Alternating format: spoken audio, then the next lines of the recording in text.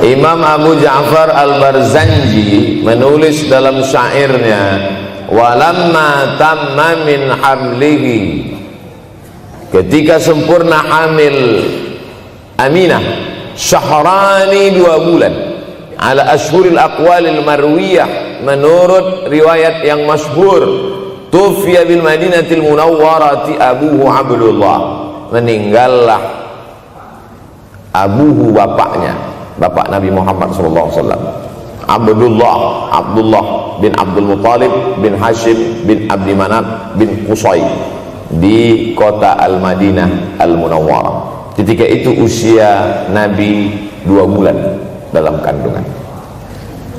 Setelah itu Nabi SAW pun lahir, dibesarkan dalam peluk cium kasih sayang Aminah. Lalu kemudian pada usia lebih kurang 4 tahun dibawa lagi ziarah ke makam ayahnya. Dan dalam perjalanan pulang dari ziarah itu meninggal pula Aminah. Apa pelajaran yang ingin diambil dari kematian ayah dan ibu Nabi ini? Banyak analisa sesuai dengan ilmu orang masing-masing. Bagi psikolog yang katanya pengaruh akal manusia itu dipengaruhi 4, maka kata mereka manusia ini berpikir itu dipengaruhi oleh pertama ayah, yang kedua ibu, yang ketiga bacaan, yang keempat lingkungan. Maka Allah ingin membersihkan Nabi Muhammad sallallahu alaihi wasallam dari 4 ini. Apakah akal Nabi Muhammad itu dipengaruhi oleh ayahnya? Tidak, karena dia tidak sempat bertemu. Apakah Nabi Muhammad SAW itu akalnya dipengaruhi oleh ibunya? Tidak, karena 4 tahun sudah meninggal dunia. Apakah Nabi Muhammad SAW itu dipengaruhi oleh bacaannya? Tidak, karena Nabi tidak bisa membaca. Walladzi ba'atsa fil ummiyina rasulan minhum, Allah yang mengutus dia kepada umat yang ummi, la yaktub wa la yaqra, tak menulis dan tidak membaca. Minhum, dan dia bagian dari mereka, dia juga tidak bisa tulis baca. Apakah Nabi Muhammad SAW itu dipengaruhi oleh lingkungannya? Tidak, karena di lingkungannya zina begitu bebas, tipu muslihat, dan dia tetap dengan jati dirinya bergelar Al-Amin, orang yang paling amanah menurut para psikolog. Tapi ada analisa lain. Mengapa ayahnya meninggal ketika dia berusia 2 bulan dalam kandungan, dan belum sempat pula dia mendapatkan kasih sayang seorang ibu? Di situ pula dia meninggal dunia, ibunya saat dia berusia 4 tahun.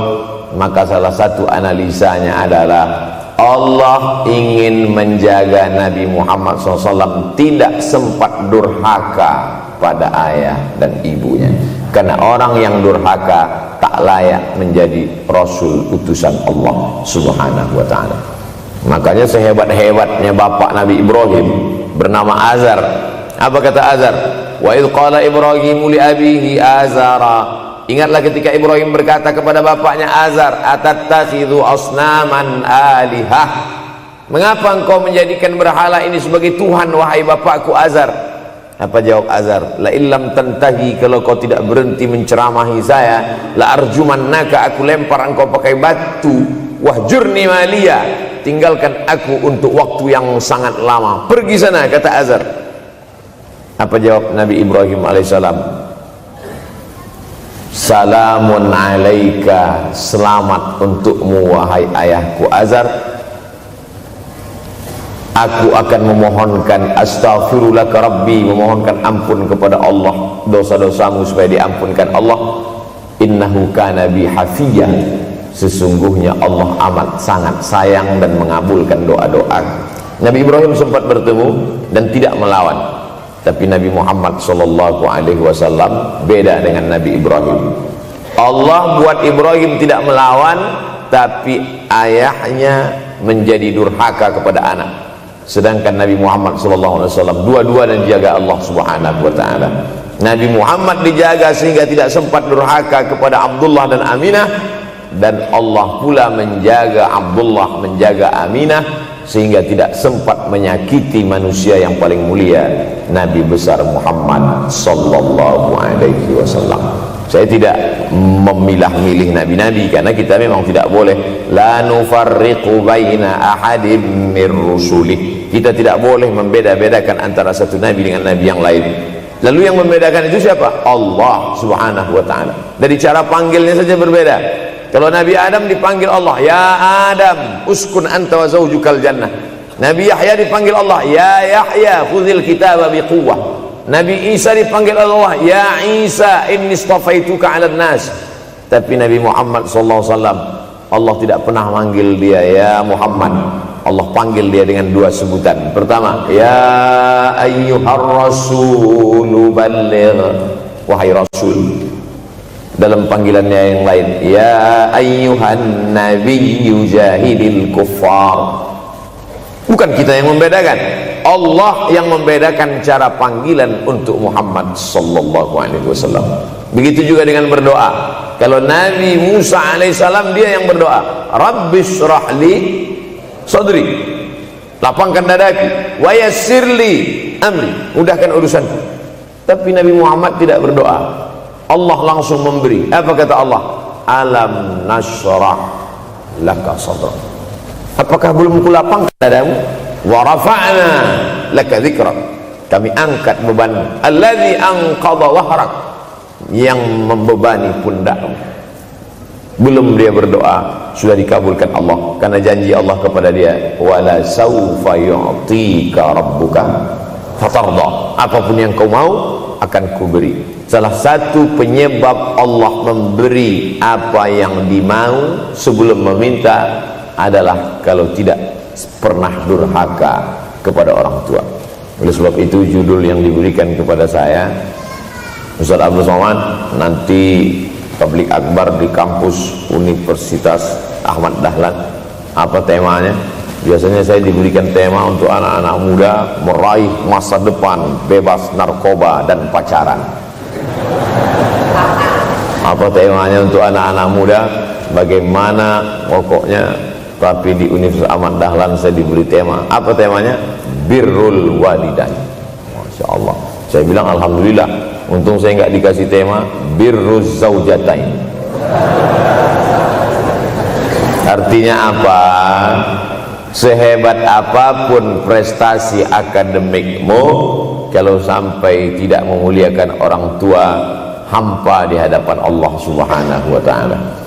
Ada seorang laki-laki, kata Nabi, kalau nanti dia datang kemari minta doa sama dia karena doanya makbul. Sahabat heran, karena sahabat itu definisinya man laqiyan Nabi sallallahu alaihi wasallam wa amana bihi wa mata 'alal Islam. 3 definisi sahabat: orang yang berjumpa dengan Nabi, beriman dengan Nabi, dan matinya dalam keadaan Islam. Maka itu disebut dengan sahabat menurut ilmu hadis. Makanya ketika saya menjelaskan itu ke mahasiswa, Aisyah yang merupakan sahabat Nabi, komplain mahasiswa, mohon maaf Ustaz keliru, Aisyah itu bukan sahabat tapi istrinya. Kita bicara ilmu hadis. Makna sahabat, man laqiyan Nabi, berjumpa dengan Nabi, wa amana bihi, beriman dengan Nabi, wa mata 'alal Islam, mati dalam keadaan Islam. Abu Lahab ketemu dengan Nabi tapi tidak beriman dengan Nabi dan mati dalam keadaan kafir, maka tidak masuk golongan sahabat. Tapi ini ada seorang laki-laki hidup sezaman dengan Nabi dan Nabi mengenal dia, dan Nabi berpesan nanti kalau dia datang ke kota Madinah minta doa dari mulutnya karena doanya dikabulkan Allah subhanahu wa ta'ala. Sahabat heran, kami yang hidup bersama engkau, kami yang berperang bersama engkau, kami yang sholat di Masjid Nabawi bersama engkau, kenapa doa dia lebih makbul daripada kami? Malah kami meminta doa dari mulut dia. Tapi tidak boleh membantah dan melawan Nabi. Pokoknya nanti kalau dia datang kemari minta doa kepada dia. Setelah Nabi Muhammad SAW meninggal dunia, laki-laki itu pun sampai ke kota Madinah, berjumpa dengan sahabat. Sesuai dengan yang dijanjikan Nabi, mereka pun meminta doa kepada dia. Namanya Uwais Al-Qarni. Makanya Uwais Al-Qarni tidak ada masuk dalam buku biografi sahabat.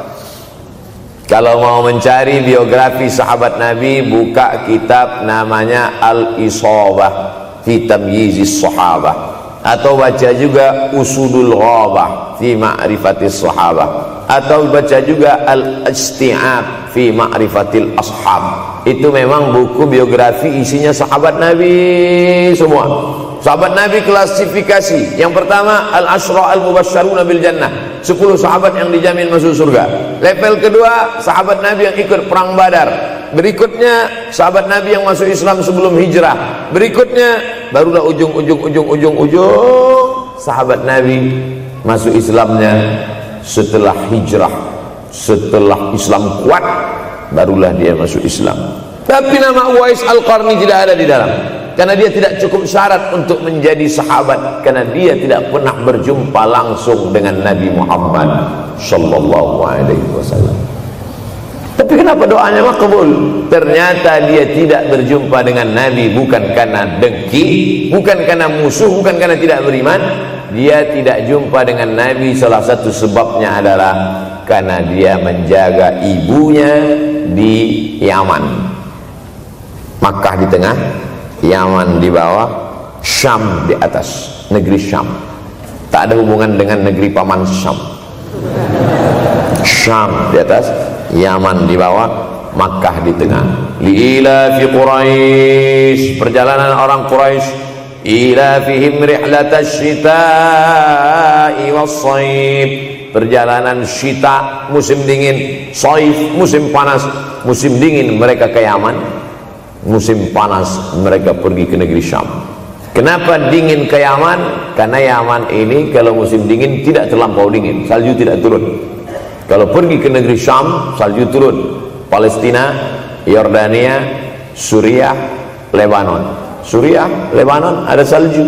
Maka musim panas Nabi pergi ke negeri Syam, karena kalau musim panas di Yaman panas sekali.